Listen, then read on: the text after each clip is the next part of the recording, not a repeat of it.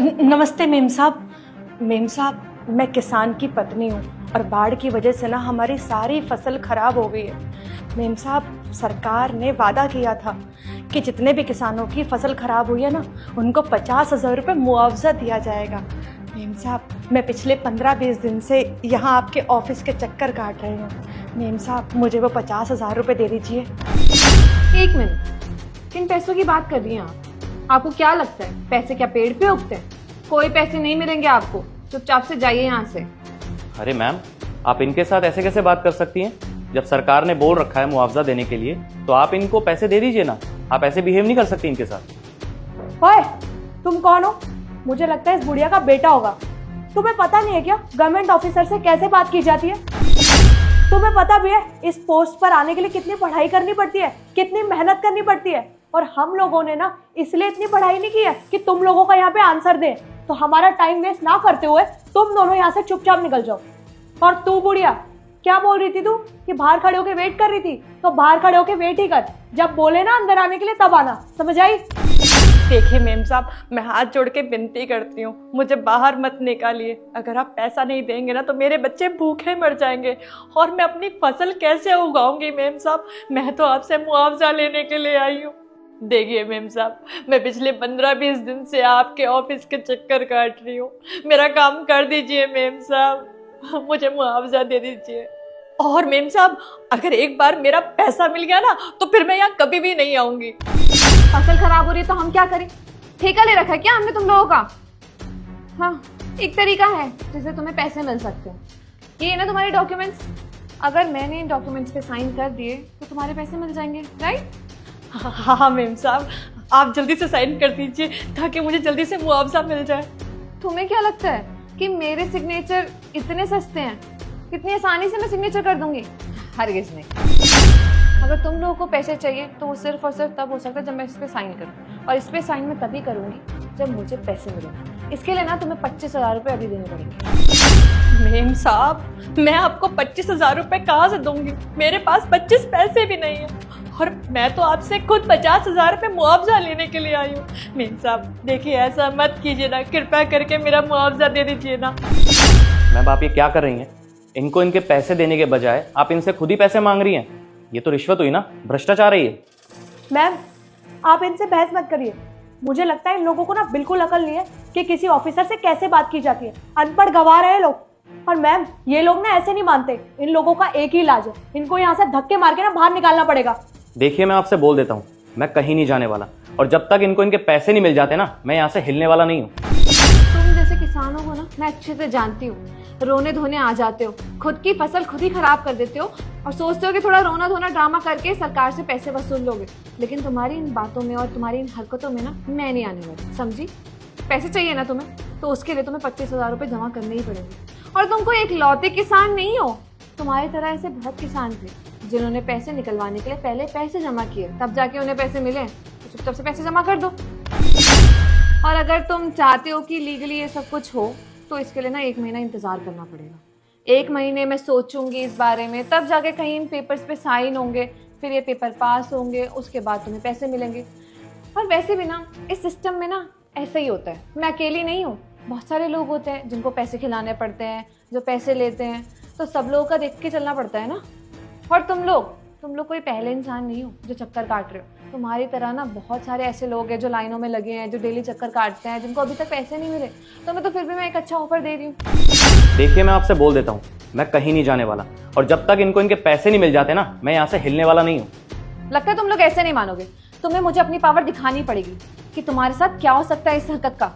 रुको, अभी बुलाती हूँ सिक्योरिटी को। Security, security! अरे मैडम, यही है तुषार गंधर्व, यहाँ के न्यू आईएएस ऑफिसर। क्या? IAS officer? मैंने तो अभी न्यूज पढ़ी है, ये देखिए। नमस्ते सर। सर आप यहाँ कैसे? मैं यहाँ कैसे? मुझे तो आपसे ये पूछना चाहिए ना कि आप लोग यहाँ पे रहकर कर क्या रहे हैं? सर वो तो बस ऐसे ही। अब छोड़िए ना सर, अंदर केबिन में बात करते ना, एसी चल रहा है, यहाँ बहुत गर्मी हो रही है। अच्छा, एसी में बैठ के बात करूं मैं आपसे? अब आपको ये पता चल चुका है कि मैं एक आईएएस ऑफिसर हूं, तो आप मुझे कैबिन में बिठाने के लिए रेडी हो गई। इनका क्या? आपको दिखाई नहीं दिया कि ये बेचारी बूढ़ी औरत यहाँ पे कब से खड़ी हुई है, इतनी गर्मी में बैठी हुई है? और ये क्या भ्रष्टाचार फैला रखा है आप लोगों ने। मैं यहाँ से कहीं जाने वाला नहीं हूँ, यहीं पे खड़ा होकर आप लोगों से आज बात करूंगा मैं। एक्चुअली मैं यहाँ यही देखने आया था, बहुत कंप्लेंट्स आ रही थी आप लोगों के खिलाफ, इसलिए मैं खुद अपनी आंखों से देखना चाहता था कि आप लोग किसान और उसके परिवार के साथ कैसा बिहेव करते हैं। और अपनी आंखों से मैं देख भी चुका हूँ, इतना बुरा व्यवहार करते हैं आप लोग उनके साथ। आप लोग ना इन लोगों के साथ बहुत गलत कर रहे हैं। अरे सरकार आप लोगों को सैलरी क्यों देती है, क्यों इतना पैसा देती है? ताकि आप लोग इन जैसे लोगों की मदद कर सके, इनको इनका हक दिला सके। लेकिन आप लोगों ने सिर्फ और सिर्फ भ्रष्टाचार फैला रखा है, करप्शन फैला रखा है। शर्म आनी चाहिए आप लोगों को। अरे किसान क्या होता है आप लोगों को पता भी है? अगर किसान ना हो तो क्या होगा, इस दुनिया में कुछ नहीं बचेगा। और इनकी वैल्यू बहुत इंपॉर्टेंट होती है, आप लोगों को ये समझना चाहिए। और आप लोग क्या कर रहे हैं इनके साथ इतनी बदसलूकी कर रहे हैं, शर्म नहीं आई आप लोगों को? अरे ये बेचारे पता है क्या करने जा रहे थे? सुसाइड करने जा रहे थे। वो तो मैंने इनको रोका कि मैं आपको आपका हक दिला के रहूँगा, आप चलिए मेरे साथ। अरे ये बेचारे इतने मजबूर हैं कि बारिश में इनका पूरा सामान बह गया, पूरा घर ढह चुका है। अरे आप लोगों को इनकी मजबूरी समझनी चाहिए, इनकी हेल्प करनी चाहिए। लेकिन आप लोग क्या कर रहे हैं, इनके साथ इतनी बदसलूकी। अरे एक किसान ही होता है जो हम लोगों के लिए अनाज उगाता है, और वो खुद अनाज का मोहताज हो रखा है। अरे सरकार ने इन लोगों के लिए मुआवजा इसलिए निकाला है कि अगर भगवान ना करे इनके साथ कोई दुर्घटना घट जाए तो इनको इनका हक मिल सके, पैसा मिल सके सरकार की तरफ से। लेकिन आप जैसे कुछ सरकारी कर्मचारी क्या करते हैं इन लोगों के साथ, इन लोगों का ही पैसा खाते हैं। अरे सरकार इसलिए सैलरी देती है आपको, वो सैलरी क्या कम पड़ जाती है तुम लोगों को? शर्म आनी चाहिए। इन बेचारे गरीबों का हक खाते हुए तुम लोगों को ना डूब के मर जाना चाहिए। खाना तो खाते होंगे ना आप, 3 टाइम का, वो भी रोज खाते होंगे। आप लोगों को क्या लगता है कि वो खाना, वो अनाज कहां से आता है? दुकानों से? नहीं, किसान मेहनत करता है ना खेतों में, हल जोतता है, पसीने बहाता है, तब जाके वो अनाज दुकानों तक पहुंचता है, और दुकान से आपके घर तक पहुंचता है, और आपके घर से आपकी प्लेट में, तब जाके आप लोगों का पेट भरता है।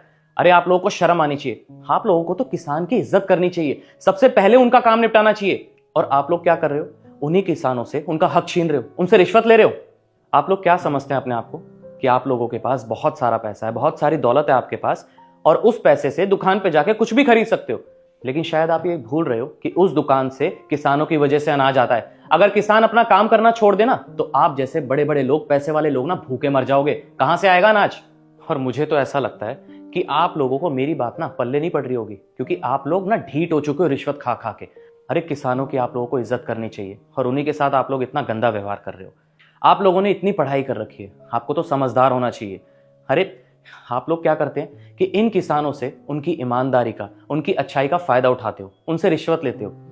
लेकिन अब से ऐसा बिल्कुल नहीं होगा, क्योंकि मैं आप लोगों को इसी वक्त आपके इस बड़े पद से निष्कासित करता हूं, सस्पेंड करता हूं इसी वक्त। सस्पेंड? सर प्लीज ऐसा मत करिए। We are really very sorry, हम अपने किए पे बहुत शर्मिंदा है। सर प्लीज हमें माफ कर दीजिए, प्लीज सर। क्या सॉरी? आप लोगों को सच में ऐसा लगता है कि इतना सब कुछ देखने के बाद भी मैं आपको माफ कर दूंगा? ये छोटी मोटी गलती नहीं करी आपने बहुत बड़ा पाप किया है। आपने किसानों से उनका हक छीना है, उनसे रिश्वत ली है। आप लोगों को तो इतनी आसानी से मैं नहीं छोड़ूंगा। अरे आप लोगों की वजह से ही ना हमारे देश में आज भ्रष्टाचार फैला हुआ है, करप्शन फैला हुआ है। अगर आप जैसे एम्प्लॉयज, सरकारी एम्प्लॉयज अच्छे से अपना काम करेंगे, ईमानदारी से अपनी ड्यूटी करेंगे और गरीबों को उनका हक दिलाएंगे, तो आज हमारा देश पता नहीं कहां से कहां पहुंच जाएगा। लेकिन वो आज थोड़ा बहुत पीछे क्यों है पता है? आप जैसे चुनिंदा लोगों की वजह से, जो सिर्फ और सिर्फ भ्रष्टाचार का साथ देते हैं और उनसे उनकी रिश्वत लेते हैं। तुम जाओ। और मैंने अपना फैसला सुना दिया। अब आप लोग इसी वक्त यहाँ से जा सकते हैं, आप लोगों को सस्पेंड किया जाता है। चले जाइए अब यहाँ से। सॉरी सर, प्लीज हमें माफ कर दीजिए, हमें मत निकालिए, प्लीज सस्पेंड मत करिए। हम वादा करते हैं आज के बाद किसी इंसान के साथ ऐसा कुछ भी नहीं करेंगे। चुप रहिए आप लोग, बहुत सुन लिया मैंने आपका। आपको जो बोलना था आप बोल चुके हैं, और आपकी सारी सच्चाई मेरे सामने आ चुकी है। अब चुपचाप यहाँ से निकल जाइए, वरना मुझे लीगल एक्शन लेना पड़ेगा।